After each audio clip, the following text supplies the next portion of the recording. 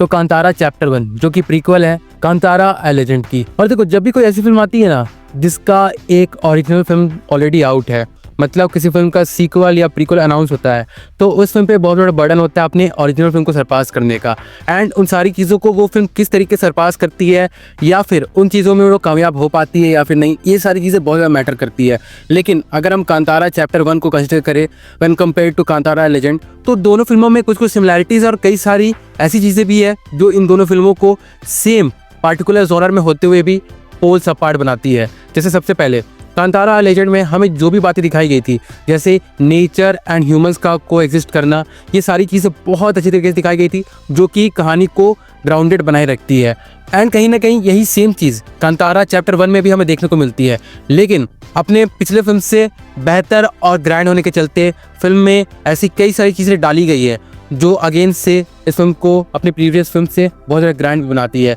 चाहे वो peak moments हो, चाहे वो मास मोमेंट्स हो, चाहे वो ऐसे सीन्स हो जो डिवोशनल प्लस मास अपील रखते हो, इन सारी चीज़ों को कांतारा चैप्टर 1 में बहुत अच्छी तरीके से दिखाया गया है। जहाँ पर एक्टर्स की एक्टिंग, खास करके एक ऐसा एक्टर जिसके बारे में मैं यहाँ पर नहीं बात करना चाहूँगा वरना वो एक स्पॉइलर हो जाएगा, but that actor has done a fabulous job, जिसके चलते इस फिल्म में ट्विस्ट एंड टर्न्स वाली भी चीज़ें आगे बाकी रहती है। एंड फिल्म का रिपोर्टेड बजट अराउंड 140 करोड़ का बताया जा रहा था। एंड इस फिल्म को देखने के बाद ये लगता है कि हाँ, उन्होंने इस पूरे बजट को जस्टिफाई किया है यहाँ पर।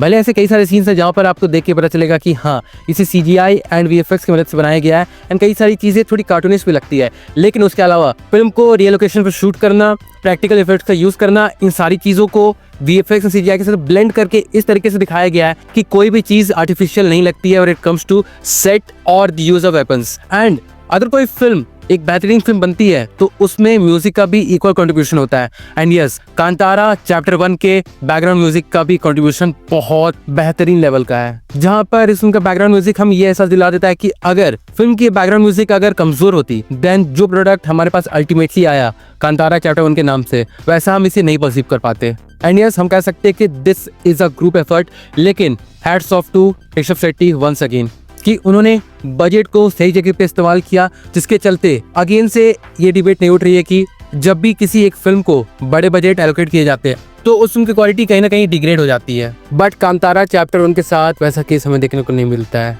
Once again they have used the budget perfectly. And इसकी मैं ये कहूँगा कि अगर आपने अभी तक इस फिल्म को नहीं देखा है तो अगर मैं ये कहूँगा कि this is a must watch movie, वो भी केवल और केवल थिएटर में। एंड अगर आपके आसपास IMAX 4DX ऐसे कोई स्क्रीन है तो उसमें जाके इस फिल्म को जरूर से देखिए। This film deserves your time and money. And अगर आपने इस फिल्म को देख लिया तो आपका क्या ओपिनियन बना अभी कमेंट करके जरूर से बताइएगा। बाकी फिर चलिए मिलते हैं बहुत जल्द एक और नई वीडियो के साथ, तब तक के लिए बाय।